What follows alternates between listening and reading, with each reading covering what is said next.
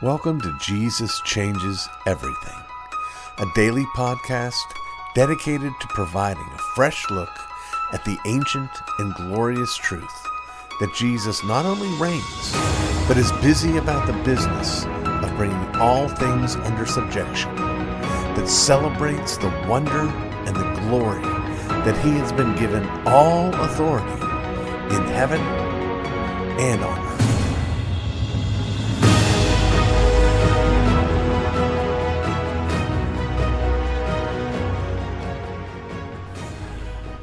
It's always awkward for me asking for financial support. I've said it before and I'll say it again. The only reason that I have the stomach to be able to do this week in and week out is because I actually believe in what we're doing. I believe in what we're planning to do. I believe in what we're starting to do. I believe in what we hope to do. And because I believe in it, I'm asking you to believe in it enough to support it. But today, in this particular segment, it's going to get even weirder because I'm wanting to ask you to think about an opportunity that you have to support this work that might not normally be the case and that might not even should be the case. I'm talking about the reality that a good number of you right about this time will be receiving either a tax refund or a stimulus check, or both. Could get both of those things. And you may need them. You may need every last dollar of them. That's not a problem with me. But you may be thinking, wait a minute, I'm not in that kind of condition. God has blessed us. We've been secure. We've been able to work. The yada, yada, yada, yada, yada. What am I supposed to do with this? Well, here's a thought. If you are, as you should be, supporting your local church regularly with the lion's share of your tithes, maybe when something like this happens, a check that you're not expecting, maybe you could take the opportunity to tithe with that to other ministries besides your local church. It wouldn't diminish what you give to your local church, but it's an opportunity to give outside your local church, or in this case, to another local church. Because as you know, Jesus Changes Everything, the podcast, and the blog, and Sovereign Grace Fellowship are all under the same umbrella in legal terms and in financial terms. It's all part of Dunamis Fellowship. And so even a gift to Dunamis Fellowship is a gift to the local church, if not your own local church. So that's what I'm asking you to consider. Would you consider looking at this money? Don't be wasteful of it. This is God's money, and you're supposed to be a steward of it all the time. Whether you find the money, whether you've been waiting for the money, whether you worked for the money, every bit of money that God gives you is God's and should be stewarded well. That said, when there are I don't want to say windfalls, but when there are surprising good news, one of the ways that we celebrate God's goodness to us is we share that good news. And one of the ways that you could consider doing that would be, again, to give a percentage of your tax refund or a percentage of your stimulus checks to the work of this ministry. I have been emphasizing lately, week in and week out, when I've been doing this, and also in our little videos that we do to inform folks about Sovereign Grace Fellowship Church. I've been encouraging people, hey, do this now. Do this now, because I know I have been there many, many times where I have the best of intentions. I have my plans. I'm going to do this. And just the sheer act of taking up something else before I can get this done drops it down onto the back burner, and eventually it falls in the cracks, if I can mix some metaphors. So here's what I'm going to ask you to do. if you are inclined, if you feel positively about this podcast or about Sovereign Grace Fellowship or about the blog or about the work that we do, and if you have thought to yourself, or if you are thinking to yourself, hey, it's time for me to step up to the plate. It's time for me to make a donation. I know these guys are living by the skin of their teeth. I know times are hard. I know these guys are trying to start a church and a ministry in the middle of a pandemic. I want to come alongside, and I want to be a support and an encouragement. So I'm going to make a donation. I want you to do it now. I want you to do it today. I want you to do it when you're done listening to this podcast. Heck, if you want to, pause the podcast and go do it and come back and listen to the rest of it. We do believe in what we're doing. We are in strange and uncertain times, and I'm not 100% clear on exactly what to think about all these, this $1.2 or $1.9 trillion bill and the previous ones that came before it, and I don't know what to think about all of it. But I do know this. One good thing that you can do with this money is give it to those who are trying to do good and to build the kingdom and to promote and protect and encourage liberty and limited government. Those who are trying to affirm the teaching of the Word of God. Those who are trying to minister to people locally through the local church who are starting a church. That's us. Now, if you're not ready, then you don't need to go and turn this off and go donate right now. But I'm going to ask you too to pray about it. Talk to your spouse. Tell your spouse, hey, I've been listening to this podcast. I've been really enjoying it. I'm thinking maybe we should take some of this money that was coming in that's sort of not expected and funnel it over in that direction. Get a nice tax write-off on it. It is tax deductible. Spend some time in prayer on it.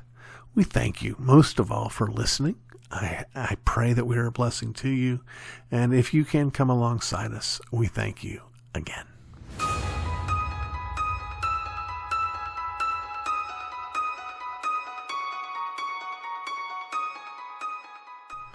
It's I'm Tay for Atin Lay. Well, this is another one of our new segments, relatively new segments, called Atin Lay, in which we take the time to consider some theological terms that come to us in Latin that are significant. In our first segment along these lines, we looked at the Latin phrase imago Dei, and today I would like for us to consider one that may be even more familiar to more of you, and that is the phrase ex nihilo. Ex nihilo, which means literally out of nothing. And it is vital to our understanding of theology as we come to understand the nature of creation, the act of creation. We affirm as Christians that God created the world ex nihilo, out of nothing. Now, probably the first and most important thing that this concept is seeking to safeguard against is the idea that the universe was existent eternally, that all God is a molder and a shaper and a rearranger of a pre-existing eternal universe. And creation ex nihilo says no, there was no world. There was God and there was nothing else. It's creation out of nothing. Secondly, it is a denial of the idea that the universe is made out of God himself. It's a rejection of all forms of pantheism. Now, we do want to affirm, as the Bible says, that in him we live and move and have our being. We recognize that God sustains and upholds the universe, but we also have to recognize the disconnect, the reality that God is God is creator, and everything else is creature. So the world is not made out of pieces of God. The universe itself is not God. It's sustained by him. It's upheld by him, but it is distinct from him. Because this idea, well, let me say one other thing that ex nihilo is not. In fact, I remember having a conversation with a brand new philosophy professor who was struggling with the doctrine of creation ex nihilo on the basis of his commitment to another Latin phrase, ex nihil, nihil fit, which is a Latin phrase I affirm as well. It means out of nothing, nothing comes. Ex nihil, nihil fit.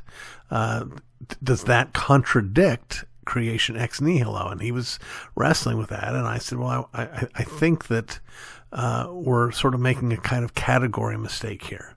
When we affirm creation ex nihilo, we are affirming that creation is done out of nothing. We are not affirming that creation is done by nothing. The cause of creation is God himself. The substance of the creation is the power of God himself. Which brings us to the last thing I want us to warn us against when we consider this idea.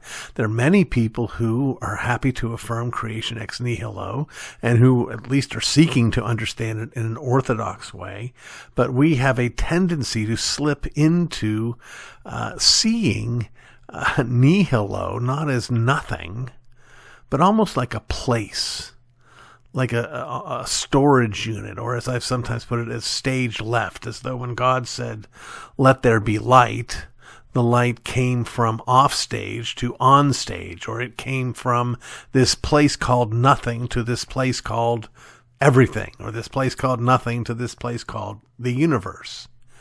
No.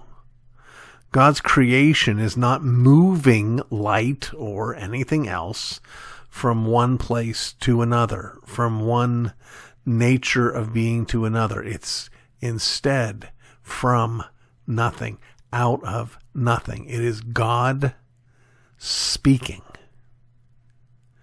Now that kind of jibes for me with my own sort of metaphysical inclinations. That is, it matches up with how I understand the relationship between God's mind and reality. I've often said we need to understand when we're speaking of God's omniscience that he knows all things, that God doesn't know all things because he looked at all things and learned them all, but rather he knows all things because they're first in his mind before they are anywhere else. That God, that reality is that which matches God's mind, or is a shadow of God's mind, if I can get a little Platonic for a moment there.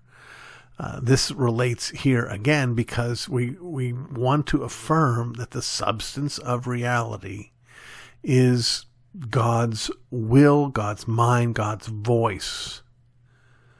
It's not some thing. Nothing is not a thing that became something else. Nothing's not a thing that became something. Once there was God and nothing else. Now, this is vitally important. I've said it before. If you really want to understand the sovereignty of God, all you have to do is master the first 4 words of the Bible. In the beginning, God. If you understood that, you would never have another question about God's sovereignty over all things. Once there was God and nothing else. Once there was God and everything else wasn't. Everything else that follows after that must be dependent, contingent, and derived. Dependent upon God himself. So, that is a little lesson on ex nihilo. Hope you'll come back next week for another lesson from Atin Lay.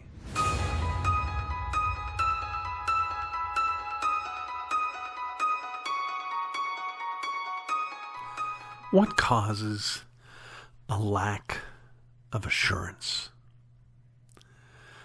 I want to suggest that there are at least 2 different ways we struggle with assurance. 2 different truths we want and need to be assured of. The first is the truth of the gospel. What if the Bible is just the opinions of men? What if Jesus is still dead? This struggle, friends, is real, but rather rare. The far more common struggle is over this truth: I am a child of God. Our doubts typically are less about Him, more about us. We know He is faithful and true. We doubt our faith is true. One of the sources of that doubt, or perhaps better, that fear, is the devil himself. I would suggest that even when the devil is seeking to tempt you toward some sin, the end goal isn't merely that you'd commit the sin, but that having done so, he can use that sin to assail you as unworthy of God's grace, which is true enough, and outside of God's grace, which is a deep lie. Second, he uses hardship in much the same way. He encourages us to believe that if we had God's favor, our lives would look a lot different. We would, if he loved us, enjoy greater wealth, greater health, greater everything. Our lack in these areas is the devil's exhibit A, that we are not under God's grace.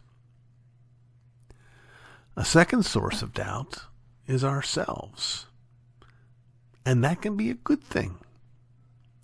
When we find ourselves buried deep in grievous sin, it's a good thing to stop and consider, am I a child of God? When David received the report that Uriah was dead, David's conscience should have assailed him. He was a murderer and an adulterer. His assurance should have been plummeting. It should not, however, have stayed there. Grievous sin, like all sin, should drive us toward him, should lead us back to the cross, and to a deep confidence in his grace, including his grace toward us. Of course we're not worthy of grace. No one is or ever could be. A person worthy of grace is a square circle. The third source I'd like us to consider is mysterious. It is something I know precious little about. What I do know is that more often than not, when doubt is present, a long-term, serious, nagging doubt that you can't let go of, when that's there, so is this: OCD. Obsessive-compulsive disorder is a broad term describing that which drives some people to wash their hands over and over, others to never step on a crack in the sidewalk. The brain fixates on this or that and is unable to escape. It can be the source of laughter, but it can also be debilitating. Where it comes from, I don't know. The cure for it, I don't know. I do know that I have had many conversations in which I am asked for counsel from someone who is afraid their faith isn't deep enough, who fear they're not among the elect, who despair that they've committed the unpardonable sin. And when I ask them, have you ever been diagnosed with OCD? They invariably reply, how in the world did you know that? Well, because the two, for whatever reason, tend to go together. And when they do, the sufferer doesn't have an assurance problem, but an OCD problem. Friends, God is always faithful. We never are. We're not repentant enough, trusting enough, obedient enough. Only Jesus is. If we rest in Him, we receive all that is His. One cannot rest harder. One can only rest.